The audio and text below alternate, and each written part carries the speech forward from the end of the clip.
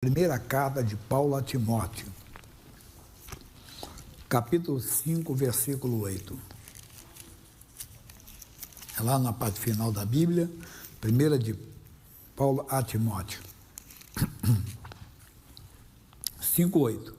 Mas se alguém não tem cuidado dos seus, e principalmente dos da sua família, negou a fé, diga aí, pior do que o infiel, não quero entrar nesse grupo. O que é cuidar? Tem que cuidar, tem que apresentar a família a Deus em oração constantemente.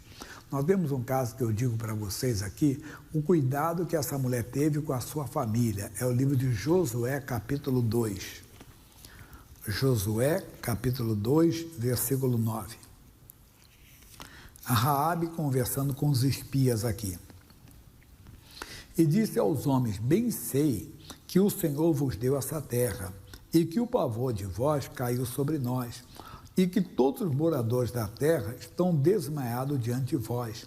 Porque temos ouvido que o Senhor secou as águas do Mar Vermelho diante de vós, quando saías do Egito, e os que fizeste aos dois reis dos amorreus, a Seom e a Og, que estavam da além do Jordão, os quais destruístes. Ouvindo isso, desmaiou o nosso coração, e em ninguém há mais ânimo algum, por causa da vossa presença, porque o Senhor vosso Deus é Deus em cima nos céus e embaixo da terra. Agora, pois, jurai-me, e vos peço, pelo Senhor, pois que vos fiz beneficência, que vós também fareis beneficência à casa de meu pai, e dai-me um sinal certo, que dareis vida a meu pai e a minha mãe, como também a meus irmãos e a minhas irmãs, com tudo o que tem, e de que livrarei as nossas vidas da morte. Olha como é que ela fez.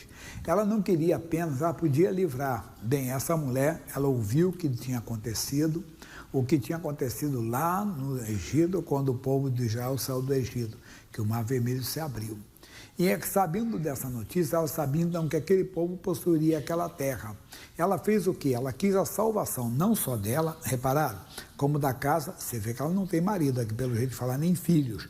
Mas ela falou, a casa do seu pai, da sua mãe, e dos seus irmãos e das suas irmãs. Quer dizer, ela fez o que nós temos que fazer. Temos que apresentar a nossa casa a Deus e não desistir de maneira alguma. Apresentar a Deus e crer realmente. No Novo Testamento, em Atos dos Apóstolos, capítulo 16, versículo 31. Esse homem foi ao contrário. Ele nem falou da família, mas os homens de Deus falaram. Atos 16, 31.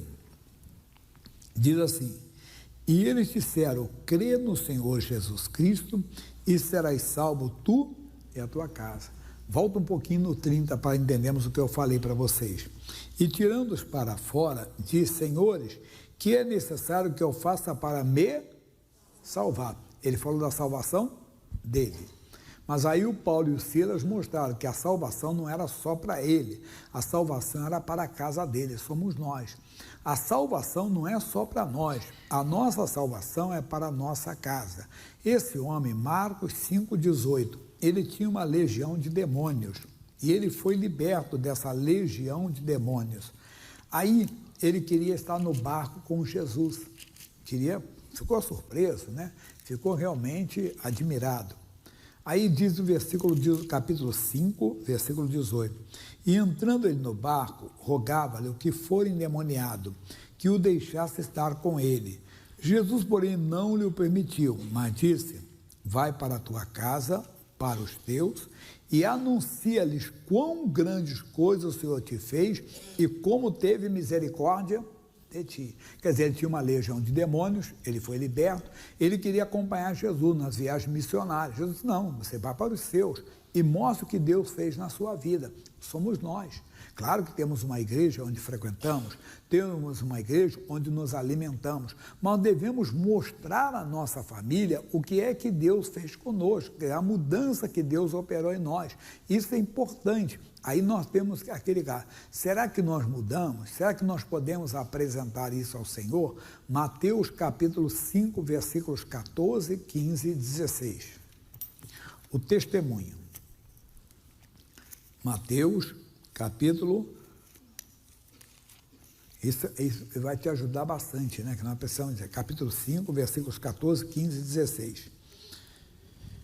Ele diz, vós sois a luz do mundo. Não se pode esconder uma cidade edificada sobre um monte. Nós não podemos ficar dentro da igreja somente. Quer dizer, aqui está todo mundo no mesmo entendimento, buscando a luz de Deus. Mas vem agora o que eu quero explicar. E ele diz, não se pode esconder uma cidade sobre um monte, nem se acende a candeia e se coloca debaixo do alqueire, mas no velador, e dá a luz a quem?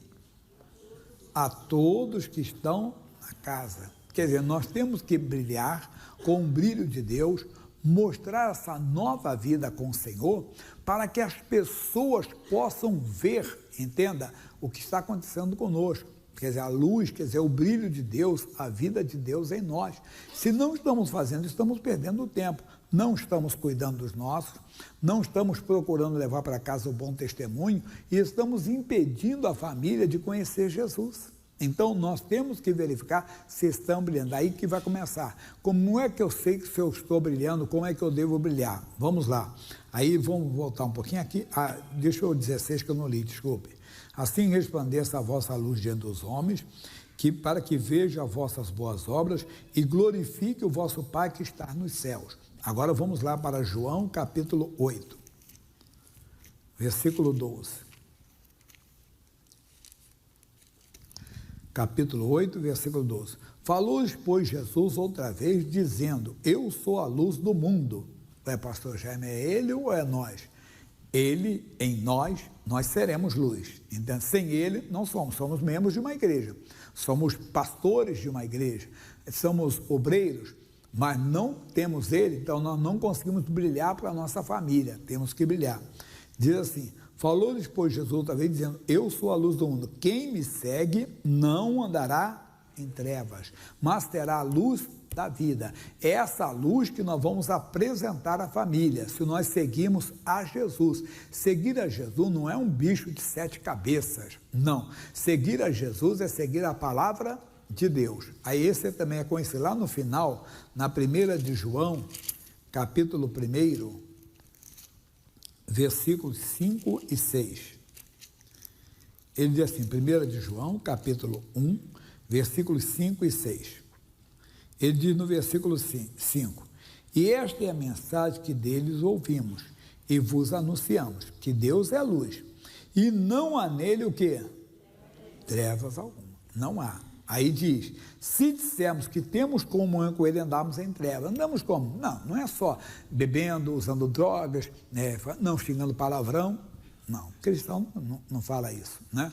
Mas às vezes estamos seguindo, mas estamos andando em trevas. Aquilo, desculpe, isso é tão repetitivo. Estamos com mágoa, estamos com ódio, estamos com revolta, temos ódio das pessoas, às vezes da família, é o marido que tem ódio de alguém da família da esposa, é a esposa que tem ódio de alguém da família do marido, é a pessoa que às vezes fala do vizinho, é a pessoa que... Não, você está andando, não está andando em trevas. Então não há luz, você tem que despertar, eu tenho que despertar, nós temos que acordar, o quê?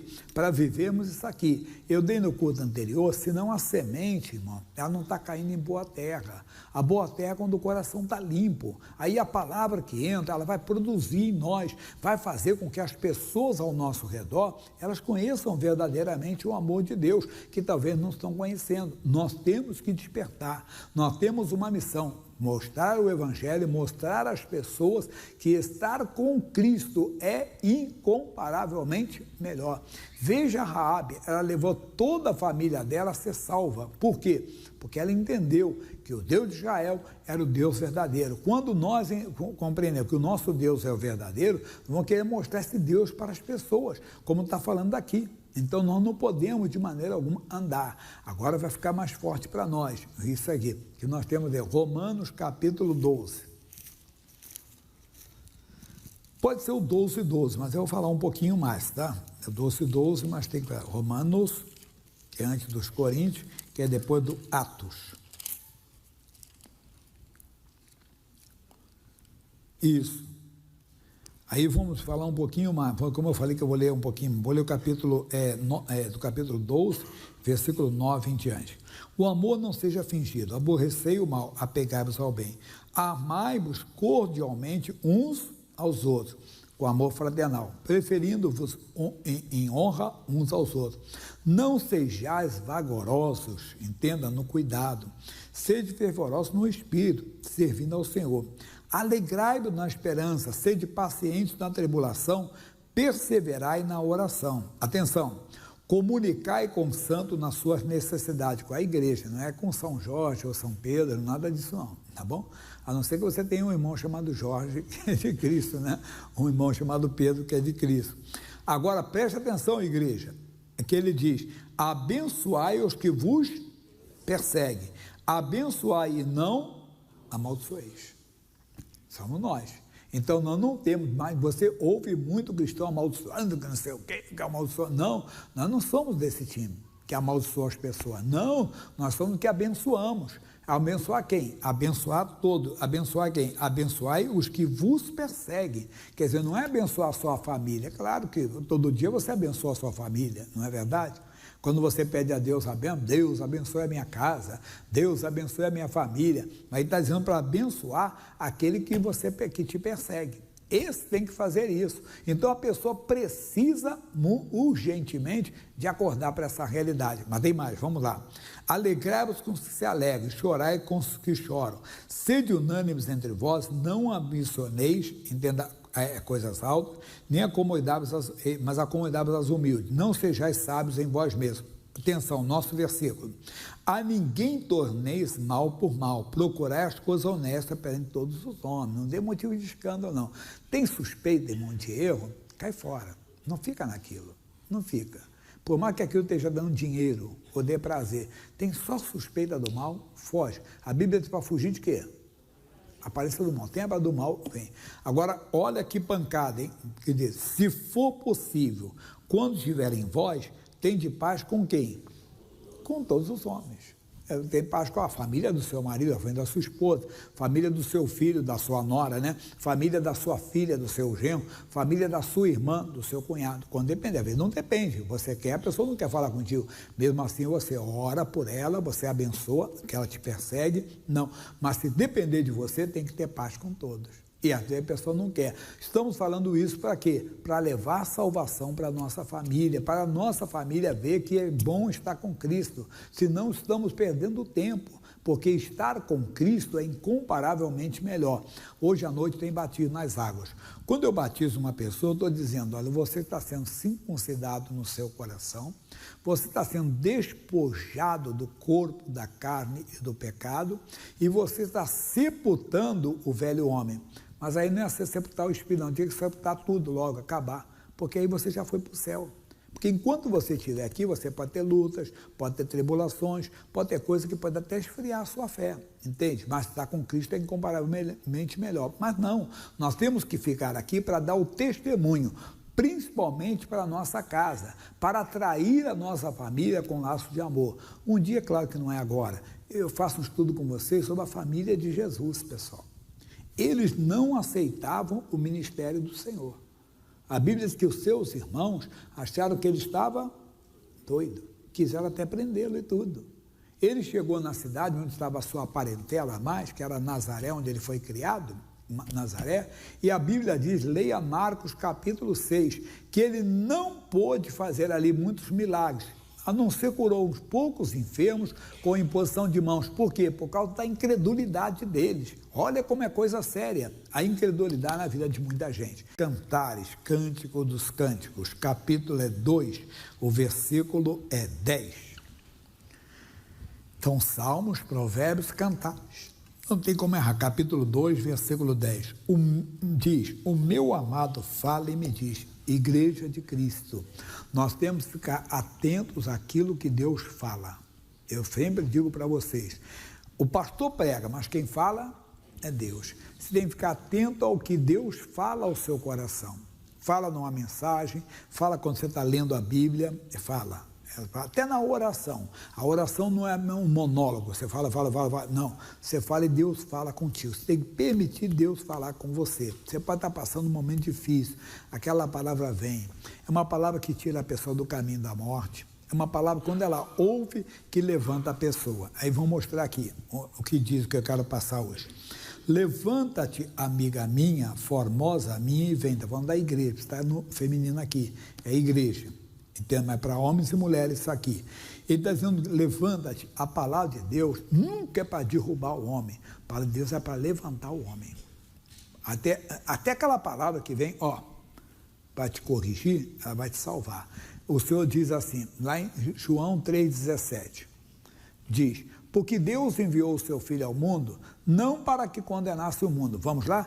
Mas para que o mundo fosse salvo por ele. Então a palavra de Deus não é para condenar. Vamos dizer que você está no erro, aí você recebe a palavra, ela te corrige, mas ela está te corrigindo para você não ser condenado.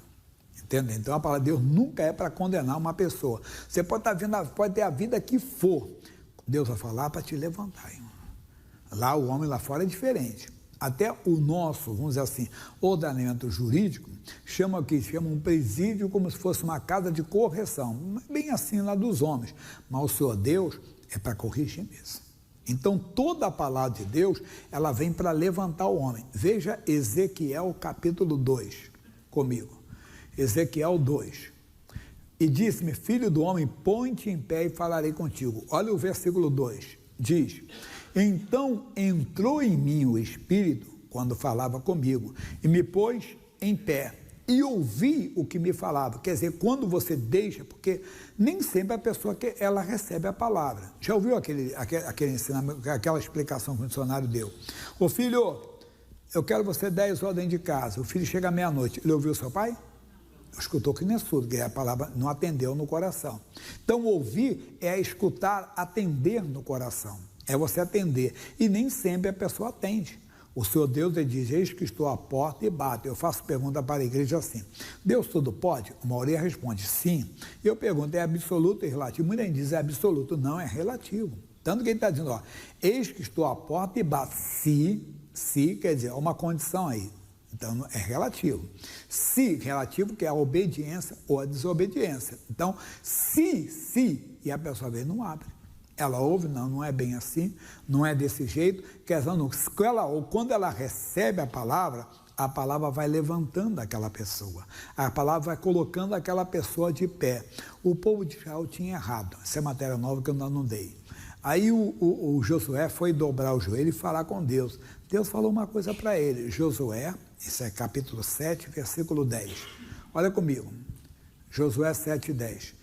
Então disse o Senhor a Josué, levanta-te, porque estás prostrado assim sobre o teu rosto. Deus queria falar com ele, mas mandou ele se levantar.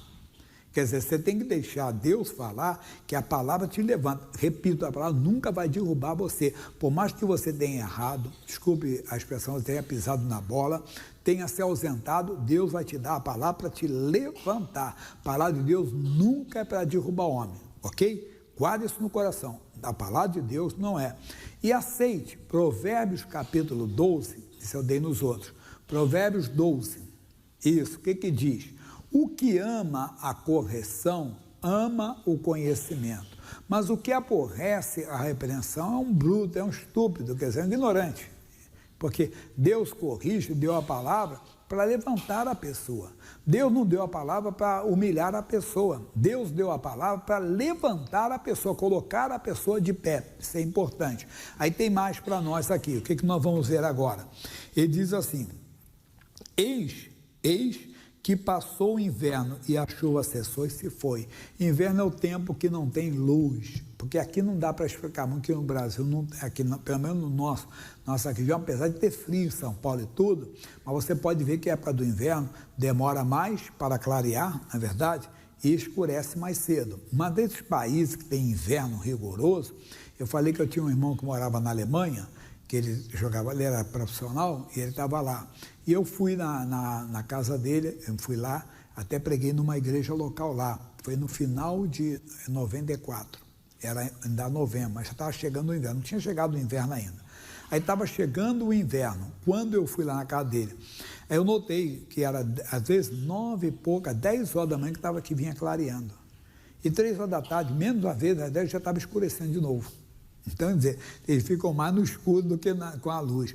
Esse tempo para nós acabou, irmão. Por quê? Porque é passado. A Bíblia diz que isso é passado. Agora tudo se fez novo para nós. Nós agora estamos seguindo a Jesus, a luz do mundo. Não existe tempo de trevas na nossa vida. Acabou. Aí eu tenho que ir à frente para dar a mensagem de hoje. E ele diz, aparecem as flores na terra, o tempo de cantar chega, e a voz da rola ouve-se em nossa terra. Quer dizer, esse tempo é para nós, tem que aparecer as flores, aparecer, entenda bem, as coisas de Deus na nossa vida, aparecer as bênçãos na nossa vida. Mas também tem cristão que as flores não estão aparecendo. Como assim? Não está aparecendo as coisas de Deus, não há cura, não há libertação, não há sinal de Deus, quer dizer, não há sinal de agir de Deus, até mesmo no emocional da pessoa, ela continua a mesma pessoa. Nós temos que despertar, aparecem as flores na terra, quer dizer, aparecem as coisas de Deus, as obras de Deus, as manifestações de Deus, a igreja de Cristo tem que aparecer com testemunho, não só de cura, de prosperidade, mas de transformação de vida, mudança de caráter, mudança mesmo de vida. O Saulo de Tarso era um perseguidor de cristãos, quando de repente ele aparece lá na sinagoga. Mas vem cá, ele não era o perseguidor de cristãos e agora ele está falando, são as flores. Quer dizer, apareceu aí essa novidade de Deus. Nós temos que mostrar, mas tem que ir mais, senão parece que eu estou filosofando. Aí ele diz, versículo 13, a figueira já deu os seus figuinhos. Nós estamos vendo figuinhos, pessoal. Como assim, pastor Chay? Tive uma cura, você vê quantas pessoas curadas nessas campanhas, mas é uma atrás da outra.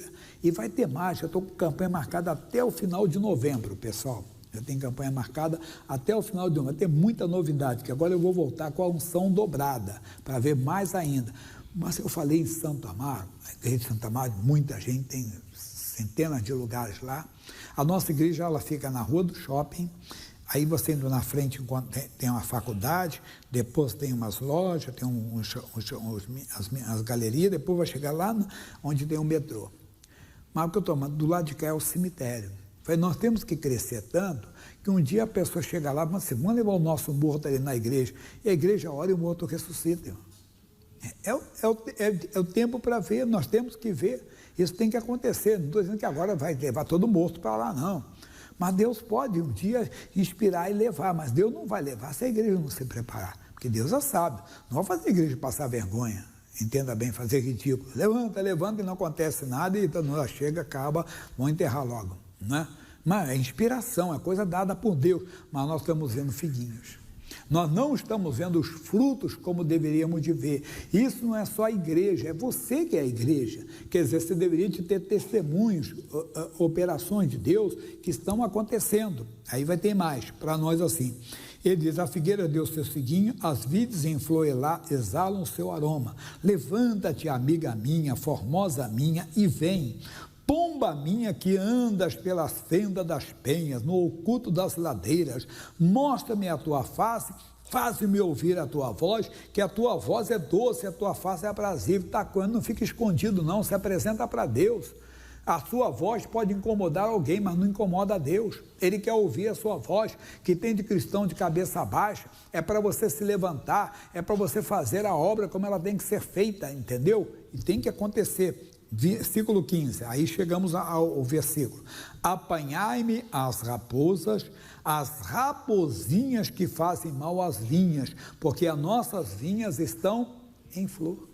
Então não são grandes coisas, às vezes são pequenas. Você olha para você e você não vê, pastor Jaime, eu não fumo, eu não bebo, eu não pratico prostituição, eu não tenho vício algum, eu não tenho, mas talvez tem raposinhas, que são aquelas coisas que estão guardadas dentro de você, lembranças do passado, mágoas que você carrega constantemente, e você está simplesmente deixando essas coisas acontecerem na sua vida. São raposinhas, repito, não há na sua vida alguma coisa que alguém diz assim, não, esse cara não é desse, esse cara tem. Não, já eu falar, se puxar a sua física, não tem, você não tem antecedente criminal, mas também não tem ninguém que fale de você alguma coisa, ninguém fala alguma coisa contra você, mas tem raposinhas, coisas que ninguém consegue ver, mas estão escondidas. Eu repito, desculpe, é água, é ódio, é revolta, é ressentimento, e as pessoas estão perdendo bastante.